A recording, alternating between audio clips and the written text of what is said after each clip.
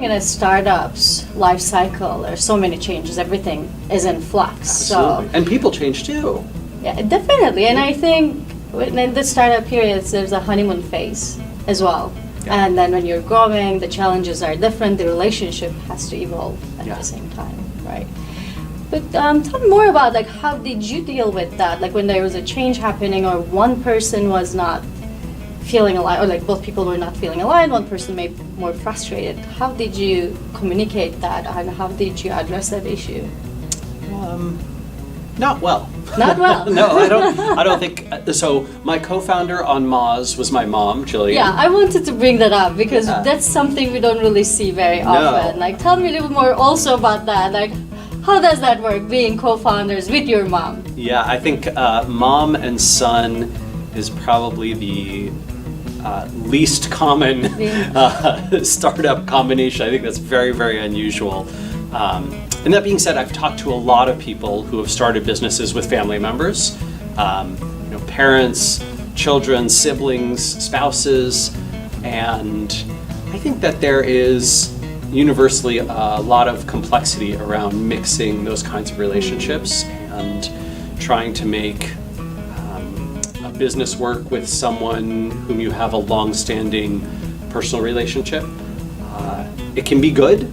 There's definitely wonderful things that are part of it, but there's also really hard things. And I would say most of the people that I have spoken to who have built companies with family members have said that over the course of time they've come to have a lot of challenges with that, and many of them have said that they've regretted it and that they wouldn't recommend it or do it again. And that's hard. And what do you say? Yeah, I would agree, right? Yeah. I think that's a really, really hard position to be in. The one exception to that, and it's not universal, but most of the people who talk to me who, and this is anecdotal of course, but who have formed a company with their spouse or their significant other, so long as that's like a long-term committed marriage type of relationship, those tend to go better, which surprised me. Yeah, it seems like a lot of people can make those types of businesses work. And that's not to say it's universal. There's definitely people who have challenges with that too. But I think that perhaps there's more of that partnership element already existing, right? In a marriage, you make sacrifices for the other person. You're accustomed to that. You have, a style where you're accustomed to trying to take on challenges together. One person's in the driver's seat sometimes, and they take the back seat another time. But I think family, that's not generally true, right? So when you were starting this company and had a different co-founder, this time not a family member, so how did you get prepared mentally for that? Like, do you have anything that you want to achieve in that relationship, or make sure that I want to start this relationship this way and do these things? And do you have anything like that? Yeah, absolutely. So Casey and I think we probably met somewhere between half a dozen and a dozen times before we started Sparktoro together and discussed our working styles and what kinds of companies we wanted to build and what we didn't want to build, how things might change, whether we were successful or if we struggled. We had both been through a number of journeys, some together and some at different companies, but I think that was really, really helpful to have those conversations up front and to say, hey, here's a bunch of different scenarios that could happen. And even though these are all very unlikely, let's plan for how we want to be and what we want to do in these scenarios. So for example, I told Casey that after my experience at Moz, I don't like to sort of put my foot down and be the heavy and those sorts of things, but I also knew that I would not be comfortable not being CEO and not being able to be 100% in charge and have full ownership of the company and direction and those kinds of things. And Casey said, I'm comfortable with that and I trust you, and also let's put a structure in place so that if you get so frustrated with me that you fire me, here's what that looks like, right? So we had that conversation right up front, so we both know what that looks like if it should come to pass. And knock on wood, it never will. But fingers crossed. I think that by having those hard conversations before they happen, as opposed to when they happen, you take away a lot of uncertainty and you remove a lot of the emotion, and you can have them in a much healthier place. So that's certainly something I recommend to every founder, every co-founder. Okay, and what were the structures that you put in place? Can you say, okay, for example, one scenario we prepared for, if in case Sure. one person has to leave? Yeah, so I think one of the ones that I recall pretty well, and I'll have to double check our documents to be sure that this is the case, but we have a structure in place in case one of us decides that we need to leave the company for personal reasons or medical reasons, or we need to take care of family, one of our partners gets sick and needs care, those kinds of things. And what does that look like in terms of how equity goes? And we have a structure where it basically says, okay, this sort of founding equity will always be with you, but the rest of it is sacrificed after sort of certain number of years. And how does that work? So for example, if year 2 I walk away from the business and Casey's left on his own, it's not like, oh no, well Rand owns 55% of this thing. What do I do? I don't have control over this. And so instead it's something more like, okay, I walk away after the first year, I only have 15%. The rest can be distributed as Casey sees fit to help him, recruit a new CEO or bring in a new co-founder for the project, those kinds of things. Okay, very good. I think it's very helpful, and because when you're discussing it at the beginning, you hope that it's never going to happen, so there are no really hard emotions. It's very difficult to have those conversations when it's really happening. Yeah, I think you can be surprisingly a lot more logical and thoughtful about it. And then, it's probably not the case that exactly the thing you planned for will ever happen, but something will. And the structure you set up that plan for those eventualities will help guide you and help both of you or all of you in the case of many founders to know what that looks like. Awesome. In your blog post, you also talked about disagree and commit and why it is problematic. Can you tell us a little bit more about that? Sure. I know that it is very popular, especially in executive teams, but I don't like it. I have not found it to be something that works well consistently, and I think that is because when Can you also, before we get in deeper into that, explain what you mean by disagree and commit? Oh, sure.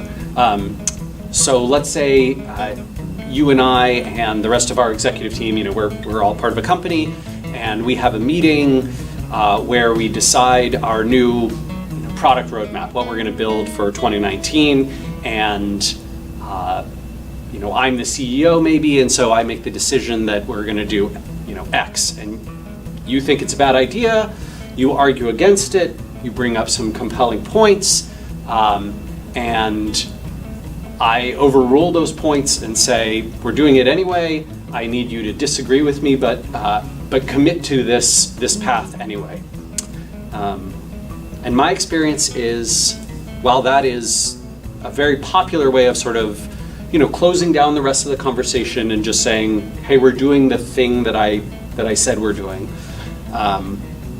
My experience has been that people almost universally can't put in their best work, don't put in their best work when they truly fundamentally disagree, when they feel like their objections have not been addressed, and when they feel like those objections have merit and were overruled because of, this person's in charge, as opposed to, they have superb high quality arguments that maybe I still don't necessarily agree with, but I can see the perspective, and so I think I can get behind this thing. So what do you do instead then? I'd prefer to take the time. I'd prefer to take the time to fight and argue and push through it, and to listen to those. And if it comes to a point where it's more than a difference of opinion, right? There's sort of this, hey, I have a fundamental belief that X is not going to work because of A, B, and C, and there's no reasonable sort of recourse, there's no reasonable way to solve for A, B, and C, I think you should go solve for it before you make the decision.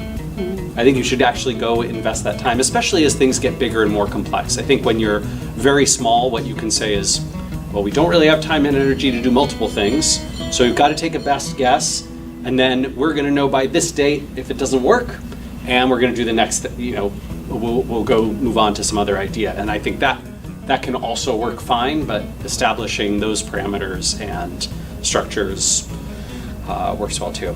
So I've been guilty of it on both sides, by the way. I've been guilty of railroading my team and saying, no, we're doing it this way despite your objections. And I've been on the other side of that, where I have been the person, complaining loudly in the room, hey, I don't understand why we're going this direction. This doesn't make any sense to me. I strongly disagree with it. I feel like my objections are being heard but not addressed, right? So I find many executives will say, oh, well, we want you to share your objections or your problems, and then you share them, but they are hearing them but not listening to them, and that's a big difference. Great point, because I think in my opinion, what makes a difference is being heard. If the person is disagreeing and they feel like, okay, you listen to me and you understand what I'm talking about, because usually the CEO is usually the one going, being in that position of just like, okay, we do disagree, but this is what we're doing. And people understand that they have a bigger vantage point, so they are aware of other things that they may not be aware of when making a decision. But I think the difference is the feeling being heard or not. If I believe you really understood what I'm trying to tell you and warn you about, if I feel like you're brushing me off, then I think it creates those frustrations. Then it's like the person is really not committed. But if they respect their CEO and they feel heard, he really understood what I'm saying, but he's still making this decision, maybe there is something that I'm not seeing because I'm not looking at it from all perspectives and different perspectives. Well, and I have seen that be problematic as well. I would urge folks to go one step further, which is don't just say, tell me your objections, and then, okay, I've heard your objections, and I think they have some substance, but we're going to do this way anyway. That is not good enough. Yeah. Like, don't stop there. Say, I heard your objections, and I dug in. And here are my points of disagreement, or here's why I believe those things won't stop us from being successful in this goal that we agree is the ultimate goal. And here's how we're going to check to make sure that those things aren't the case. Or, gosh, I don't have an answer to this one, so that concerns me. Since I don't have a good answer to it, before we make the decision, we're going to go get a good answer to it. And that shows that you're not just hearing the objections, but that you are combining forces to solve them before you overrule them. I love that. I think that's how you create synergy. I mean, this is how, I think when you have those tough scenarios, I think this is more true for later stage than for early stage. I think early stage is a lot of, needing to move fast and be nimble, and your decisions don't carry that much weight because this thing's going to be wrong, that thing's going to be wrong. So it's very different. But you get to those sort of middle stages. We had this a ton at Moz when we were between probably, $20 and $50 million in recurring revenue annually. Those times, I think those fights are really, really worth having, because the difference can mean plateau versus continued growth. Awesome. Thank you very much. This was great.